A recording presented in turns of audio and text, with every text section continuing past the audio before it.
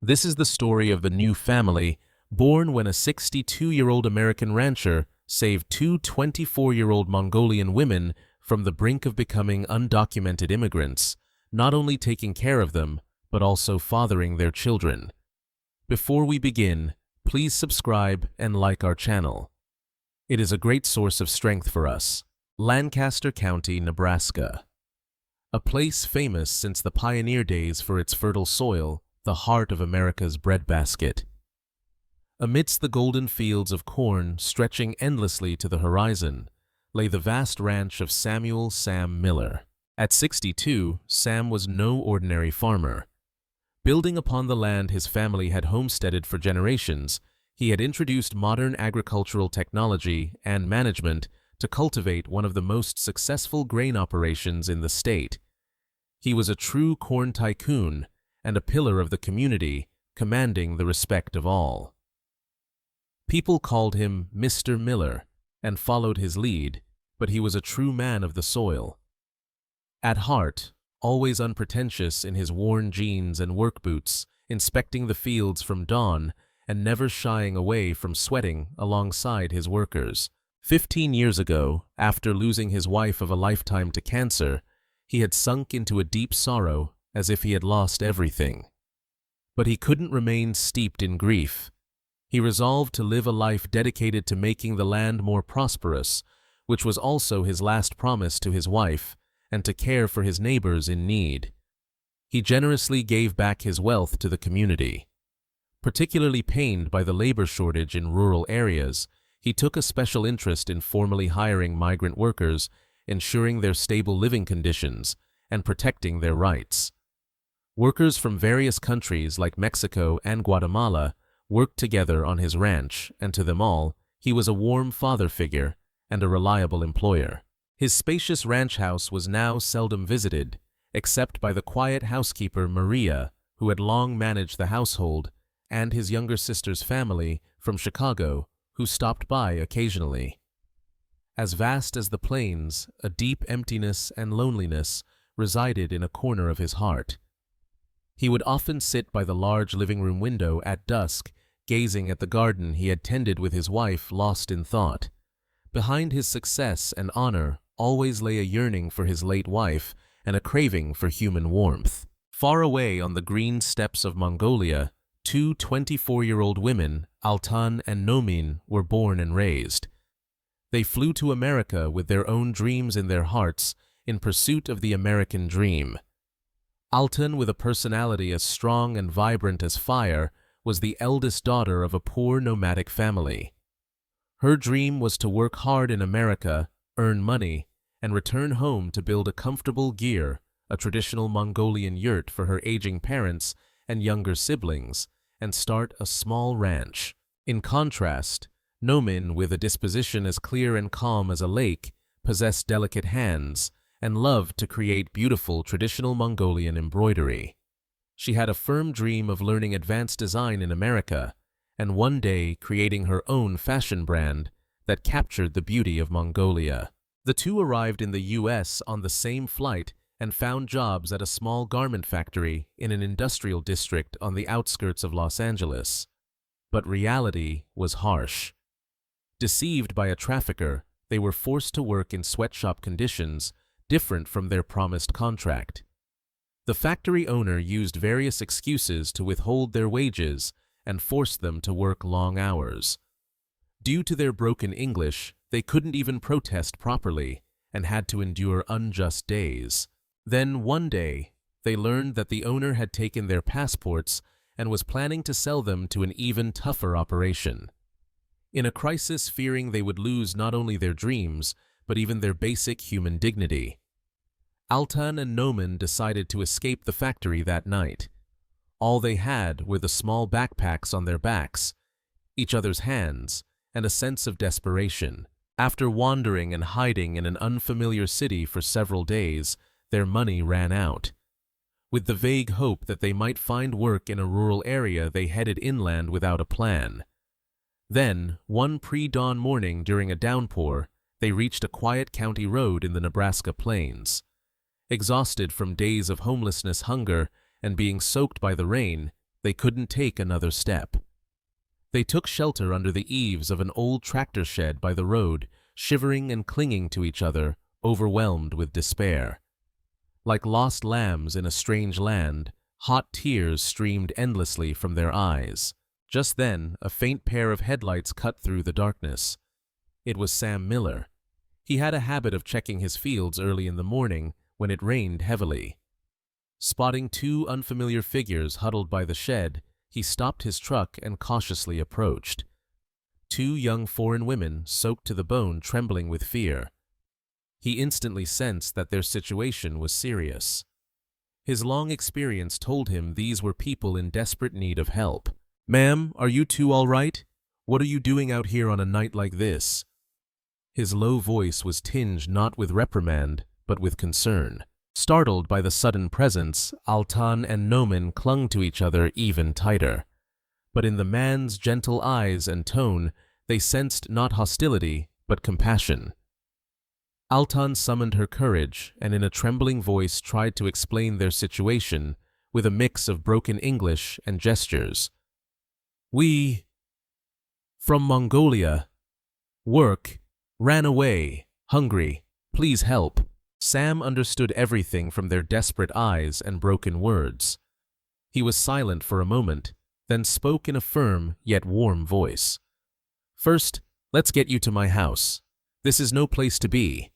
Let's get you warmed up, get some hot food in you, and then we can talk." He opened his truck door for them.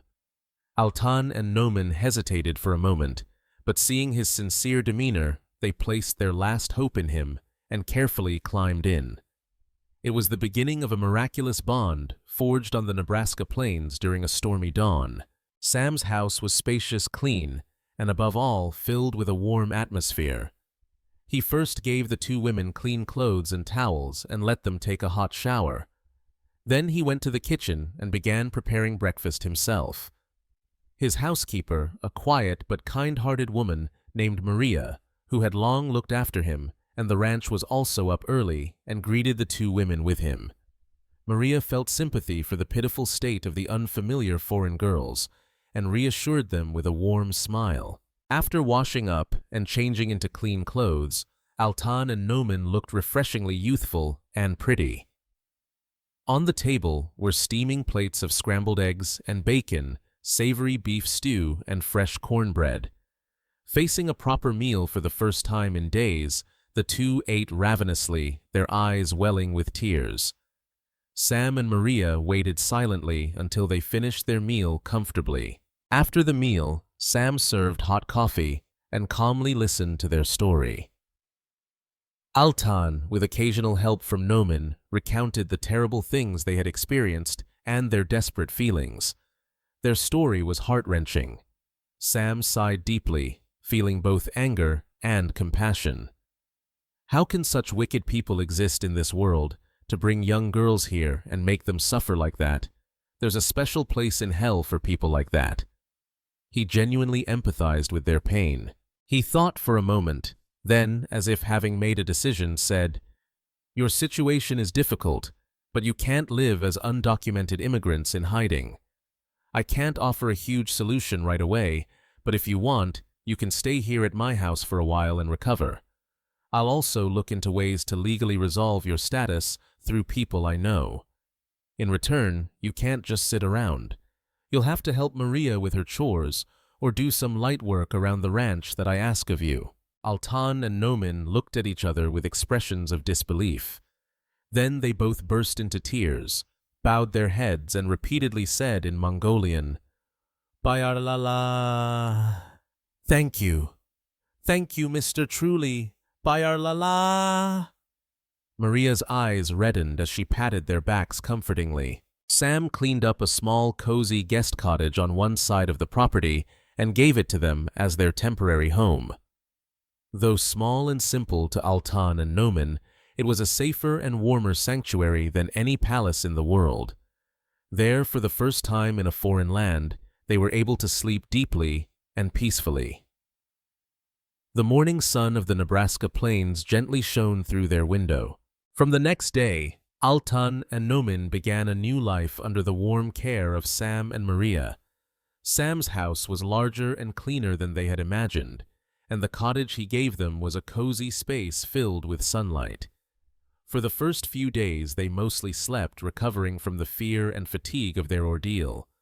But as they regained their strength, they gradually began to adapt to this unfamiliar sanctuary. Maria cared for them like a mother. She cooked them 3 warm meals a day, provided them with clean seasonal clothes, and checked on them at night to make sure they were comfortable. She was also their first teacher, helping them with their English and teaching them about American life. Altan, with her innate vitality and strength, quickly adapted to the new environment. She helped Maria with cleaning and cooking and did any odd jobs around the ranch. Sam asked of her without complaint.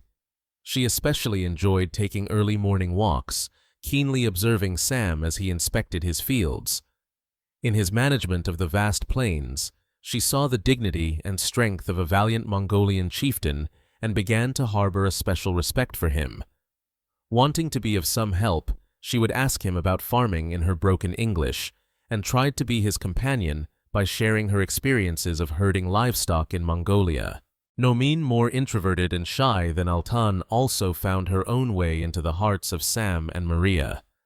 With her excellent handiwork, she mended the old curtains in the cottage and transplanted wildflowers into discarded pots on the porch, making it beautiful.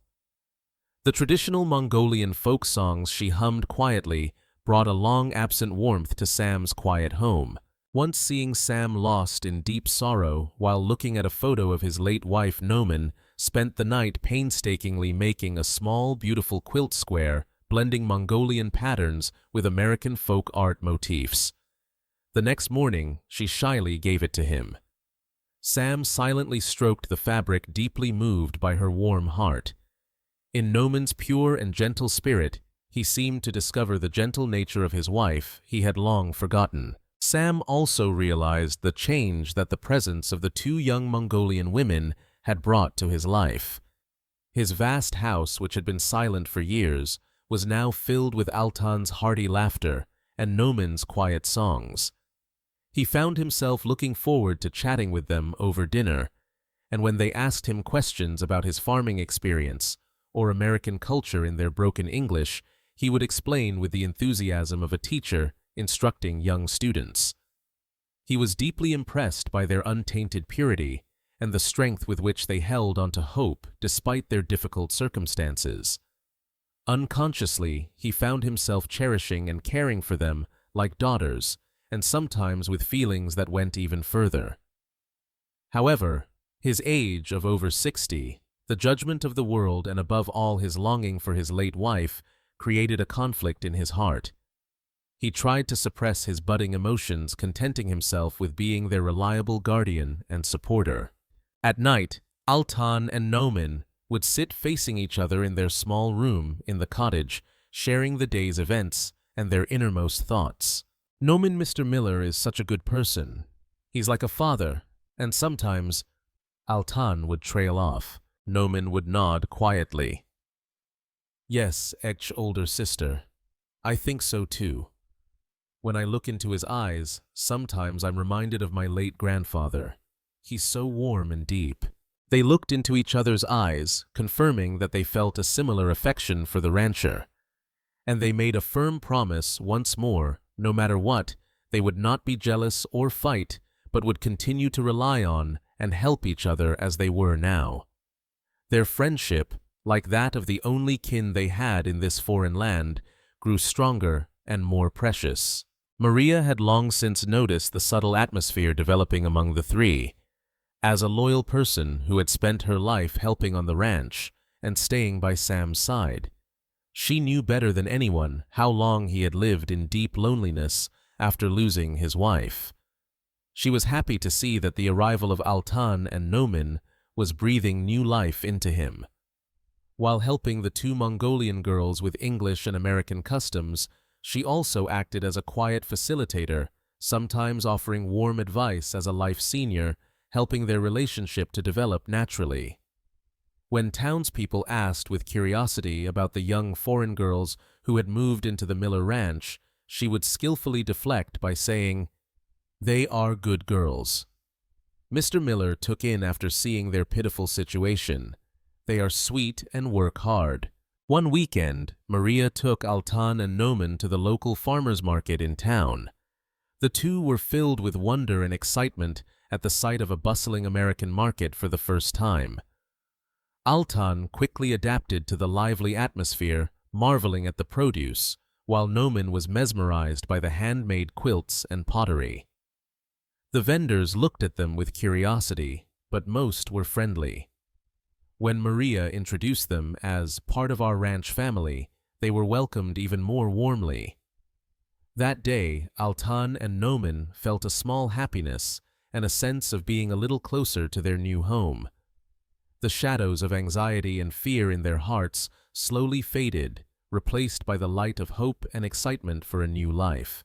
As the autumn harvest in Nebraska ended and a cold wind began to blow, the first storm hit the peaceful home of Sam Miller. Noman, who was of a delicate constitution, suddenly collapsed with a high fever and severe body aches. It was partly due to the strain of adapting to unfamiliar ranch work in the summer heat, and perhaps the mental stress and tension from leaving her homeland had finally manifested physically. Maria nursed her through the night, changing cool cloths, but her fever wouldn't break, and Noman's condition worsened. Sam immediately dropped everything, drove her to the emergency room of the best hospital in Lincoln, and used his influence to ensure she was treated by the best doctor and received all necessary tests promptly. Altan never left the side of Noman, who lay groaning in her hospital bed, caring for her all night. She wiped Noman's body with a cool cloth, whispered words of comfort in Mongolian, and sometimes hummed a lullaby-like song her mother used to sing when she was sick. Fortunately, the hospital diagnosed her with acute pneumonia and said she could recover with a few days of hospitalization, but Sam's and Altan's hearts sank. Sam paid for all of Noman's medical and hospital expenses without a moment's hesitation and visited her daily to check on her condition. Thanks to his sincere care and Altan's devoted nursing, Noman quickly regained her health. This incident brought the three of them even closer. But at the same time, Sam was thrown into a state of complex emotions as he realized just how precious the two women had become to him. One day, while Noman was recuperating at home, Sam's younger sister, Susan, arrived unannounced from Chicago. She used the excuse of being worried about her brother's health, but in reality, she had come to verify the ugly rumors circulating in the county about her brother and the young foreign women. Initially, she seemed relieved by the neatly organized house and her brother's peaceful appearance. However, as she noticed the signs of Altan and Noman's life throughout the house and witnessed the special way her brother treated them, her expression gradually hardened.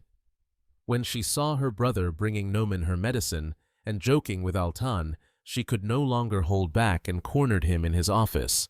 "Sam, what is all this? Who on earth are those girls?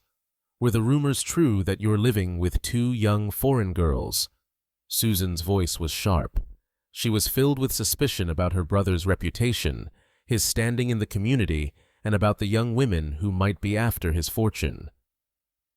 "Have you lost your mind? What else could it be if they're not clinging to you for your money? Get them out of here now, or I'll have to do something." Sam sighed deeply at his sister's harsh reaction. In a calm but firm voice, he explained how he had met Altan and Noman, the hardships they had faced, and how he had come to cherish and care for them like family. "Susan, these girls are not by my side for money. It's because of them that I've found a reason to live again. They are not people you can speak of so carelessly." But Susan refused to believe her brother, and a deep rift formed between them. Sam was hurt by his sister's lack of understanding, but did not regret his choice. To make matters worse, Noman's hospitalization records exposed their personal information. The factory owner they had escaped from fearing exposure reported them to ICE Immigration and Customs Enforcement as undocumented immigrants. Soon after, an official notice arrived at Sam's ranch stating that the deportation of Altan and Nomin was under review. An unavoidable crisis had arrived. Altan and Noman turned pale, clinging to each other in despair. Sam stared at the notice with a heavy heart, but he quickly composed himself. "Didn't I promise to protect these girls? I can't back down now." Sam immediately hired the most capable immigration lawyer in Omaha and mobilized all his connections and assets to fight for their legal residency. He and the lawyer met with immigration officials countless times, appealing to their difficult circumstances and good character, and argued for their potential contribution to the community and the issue of labor shortages in agriculture. Altan also decided to face the problem head-on instead of hiding. With the lawyer's help, she wrote a clear statement of her position and actively participated in all legal proceedings on Nauman's behalf. Her confident and courageous demeanor left a deep impression on the officials. There was a moment when all hope seemed lost. When news came that a deportation order was almost certain, Altan and Noman cried all night and told Sam that they couldn't cause him any more trouble and would rather return to Mongolia voluntarily. But Sam held their hands firmly and said resolutely, "No, you are my family now. I will protect you no matter what. Trust me and hold on a little longer." His unwavering gaze and sincere promise gave Altan and Noman courage once again. Fortunately, fate was not entirely indifferent.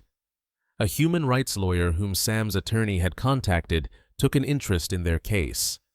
He noted the high probability that they were victims of human trafficking and labor exploitation, and strongly argued for a U visa or humanitarian parole. Furthermore, the doctor who had treated Noman submitted a statement about her health condition and the need for continued treatment and stability in the U.S. Maria and a few other townspeople also submitted petitions testifying to their sincerity and plight. Thanks to the help and efforts of so many people, ICE finally decided to suspend the deportation order and grant them the opportunity to pursue legal status, citing humanitarian concerns. Although it wasn't a complete solution, they had avoided the worst-case scenario. Upon hearing the news, the three of them embraced and shed tears of joy. It was a precious victory won by fighting together, and this ordeal served to bind their hearts even more tightly. On the day they returned from the lawyer's office with the miraculous news, tears of relief and joy flowed at the Miller Ranch for the first time in a long while. Sam, as if all the stress and tension had been released at once, sank into his armchair, speechless for a long time. Altan and Noman also clung to each other and cried for a long while. These were not just tears of relief. They were tears of overwhelming emotion from having overcome a trial together, hot tears of gratitude after keenly realizing how precious they were to one another. That evening, Sam prepared a more special dinner than usual. With Maria's help, he grilled thick steaks and served them with all their favorite sides, and even took out a bottle of fine bourbon he had kept in his cabinet for a long time. After dinner, he called the two into his office. His office was his most private and precious space, filled with books and mementos from his late wife. Sam poured them each a small glass of bourbon and looked out at the darkened Nebraska plains. A myriad of emotions crossed his face. After a long silence, he spoke first. "Today, the thought of losing you made my world go dark. I don't think I've ever been so anxious and heartbroken in my entire life." His voice was low and calm, but filled with deep sincerity. He slowly turned towards the two of them. "Altan Nomin, you are not just guests or workers to me. Since you came to my home, I have rediscovered the laughter I had forgotten and started to think about the meaning of life again. You are beings who seeped into my dry heart like a welcome rain and brought me back to life." His eyes were reddening. "I have come to cherish and love you both deep in my heart. I'm not without fear of what people will say or how much my sister will oppose it, but I can no longer imagine a life without you. So today, I want to promise you with all my heart. As long as I, Sam Miller, am alive, and even after I am gone, I will be your rock, your safe harbor. We may not be a conventional family, but we are a true family, united in heart and soul. If you are okay with it, let's live together forever, here on this land, in this house, as one family of 3. This is my last wish." At Sam's trembling confession, Altan and Noman began to sob quietly. His sincerity, his deep love, struck their hearts with warmth. Altan was the first to wipe her tears and speak. "Mr. Miller, Sam, we feel the same way. To us, you are the greatest gift from heaven, our only family. We couldn't live a single day away from you." Noman added in a trembling voice, "Sam, with you, Altanech and me, if the 3 of us are together, we are not afraid of any hardship in the world. We also want to live by your side and Ejch's side, forever laughing and crying together." In that moment, their 3 hearts became perfectly one. Sam stood up and took out a small velvet box from deep inside a desk drawer. Inside were 2 simple, beautiful gold bands that had belonged to his late wife. He placed one on Altan's finger and one on Noman's. "These were my wife's, but now they are no longer relics of past sorrow, but a symbol of our new beginning and eternal promise as 3. Altan and Noman looked at the sparkling rings and shed tears of emotion. That night, under the vast Nebraska sky, the 3 became one with a vow more fervent and true than any in the world. Maria, watching quietly from the doorway, also teared up. She sincerely blessed the future of the 3. 7 years flowed by like water over the Nebraska plains. Sam Miller was now approaching 70, but his face, once etched with loneliness and shadow, was now full of warm happiness and peace. By his side were always Altan and Noman, now 31, and exuding a mature beauty. The fruits of their love, their 5-year-old son Sky and 4-year-old daughter Stella, ran around the ranch, their cheerful antics filling the air. Sky resembled his father Sam, thoughtful and curious, while Stella resembled both her mothers, lovely and full of charm. The children called Sam Big Dad and called both Altan and Noman Mom, growing up bright and healthy in the love of all 3. Miller Farms became widely known throughout the county as the happy home of Sam, his 2 Mongolian wives, and their adorable children. The townspeople who had initially whispered came to genuinely accept and bless them after watching their unwavering devotion to each other over the years and seeing their polite and lovely children. Altan, with her excellent business acumen, greatly increased the ranch's income by successfully launching an organic line of products and a popular stall at the farmers' market. She also became a respected figure, volunteering to help other immigrants navigate their new community. Noman, using her delicate handiwork, created beautiful quilts and tapestries, combining traditional Mongolian art with American folk styles, selling them in galleries in Omaha, and online gaining fame as an artist. In her spare time, she shared her talents by holding art classes for local children. Sam's sister Susan now also sincerely accepted her brother's special family and visited regularly from Chicago. She would joke that she had gained 2 sisters-in-law and became a doting aunt to her nephew Sky and niece Stella. Maria remained by their side, a steadfast grandmotherly figure, helping with childcare and managing the household. One sunny autumn afternoon, Sam, Altan, and Noman were walking slowly along the edge of a golden cornfield, holding their children's hands. Sky was enthusiastically explaining to his father how a combine harvester worked, while Stella, wearing a wildflower crown her mother's had made, hummed a song. Sam suddenly stopped and squeezed the hands of Altan and Noman beside him. His eyes overflowed with deep gratitude and love.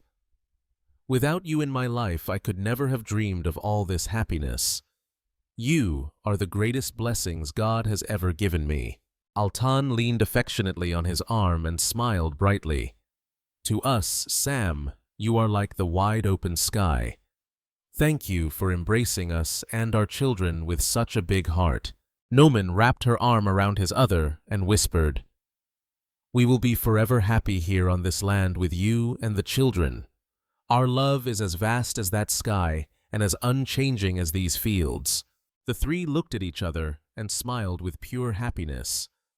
Behind them, the golden Nebraska plains stretched to the horizon, and above them, an endlessly blue and high autumn sky embraced them.